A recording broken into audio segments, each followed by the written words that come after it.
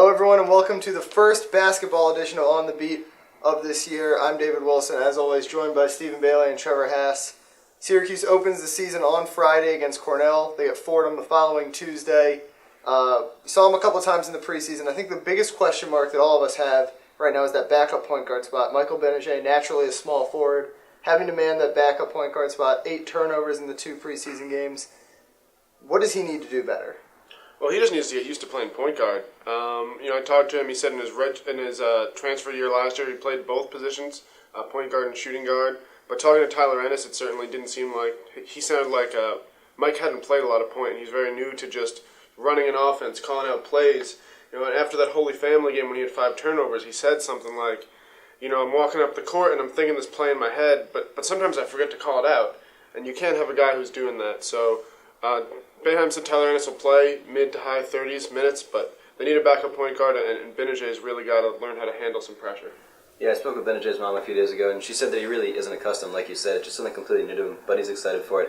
And I think he has the skill set to do it. It's just a matter of getting comfortable and getting the reps in, because I think, like you said, Ennis will play the majority, but he'll have to be at least decent. Not necessarily great, but adequate. Another thing we haven't really seen a lot of in the preseason game, and part of that is due to these two not playing a ton of minutes in these exhibitions, are C.J. Fair and Jeremy Grant on the court together at the same time. They play the same position. They're probably Syracuse's 2 best players this year.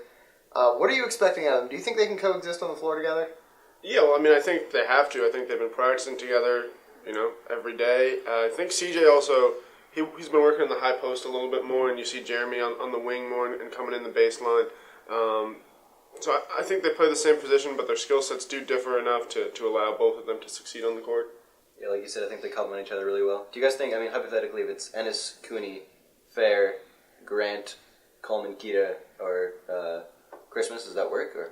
I think so. I think CJ played enough of the 4 last season when James Sutherland was on the court, sort of playing more of a 3, that he's accustomed enough. And now with his addition of being able to dribble the ball a little bit better, create plays, pass from the high post, stuff like that, I think they do work pretty well together. Yeah, I think what you might see is no shooting guard, and you have Fair help Ennis out in the backcourt sometimes too. Or even Grant. Yeah, Ennis, Fair, Grant, Christmas and Coleman. That might be their best. Yeah, lineup. in theory, that's probably their best 5 most talented players. You get them all on the court at the same time. You don't have a shooting guard.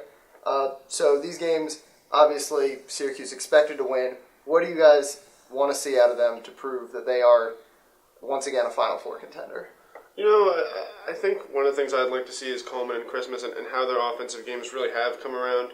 Coleman looked pretty good against Ryerson the other night. He made some shots. He looked sharp on the boards, but the guy he was playing against probably weighed like 80 pounds less than him. So, we've seen that the front court can score in CJ and Jeremy, but let's see if they can do the dirty work in the post.